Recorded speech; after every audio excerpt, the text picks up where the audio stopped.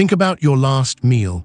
You likely grabbed your ingredients from a cold, humming box in your kitchen. But for 99% of human history, that box didn't exist. So how did our ancestors survive without a refrigerator? How did they stop their milk from souring or their meat from rotting?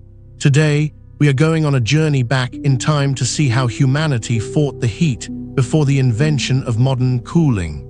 Long before electricity, humans had to be incredibly creative. One of the most common methods was the root cellar. People dug deep into the earth to find a constant, cool temperature that was insulated from the blazing sun. It was nature's own basement.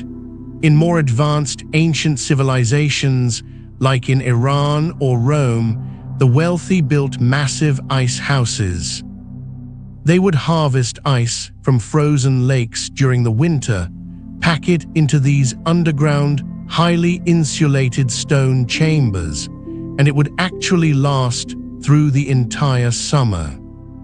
But if you lived in a hot climate, you had to rely on physics. Have you ever heard of a Zia pot? This is an ancient method where you place a smaller clay pot inside a larger one and fill the space between them with wet sand. As the water in the sand evaporates, it draws heat away from the inner pot, cooling it down significantly. It's simple, it's scientific, and it worked wonders for keeping vegetables fresh. Of course, they also mastered the art of food processing. Salting, smoking, drying, and pickling were essentially the survival kits of the ancient world. By the 19th century, things started to get commercialized. Ice became a massive global industry. Thousands of men would head out onto frozen lakes, cut massive blocks of ice, and ship them across the world on trains and ships. This led to the invention of the icebox.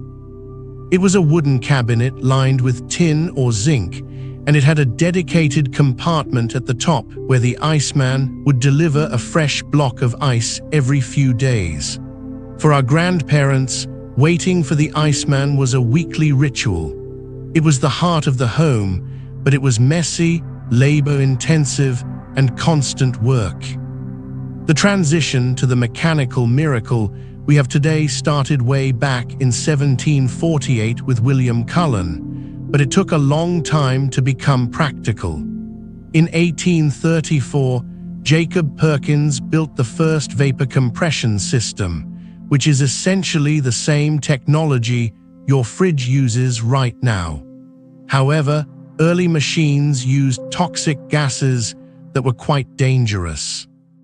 It wasn't until the 1930s, when safer alternatives like Freon were introduced, that the electric refrigerator became a household staple. When companies like Frigidaire brought these units into homes, it changed everything. We were no longer tied to the grocery store or the season. We could store leftovers, buy in bulk, and keep our food safe from bacteria for weeks. It decentralized the food supply and allowed the modern supermarket to exist. We have truly come a long way, from digging pits in the ground to controlling the temperature of our food with the press of a button. The refrigerator didn't just store our food, it freed us from the constraints of geography and climate. Next time you grab a cold drink, remember that you are holding a piece of history that took humanity thousands of years to perfect. If you found this look back at history interesting, make sure to let me know in the comments.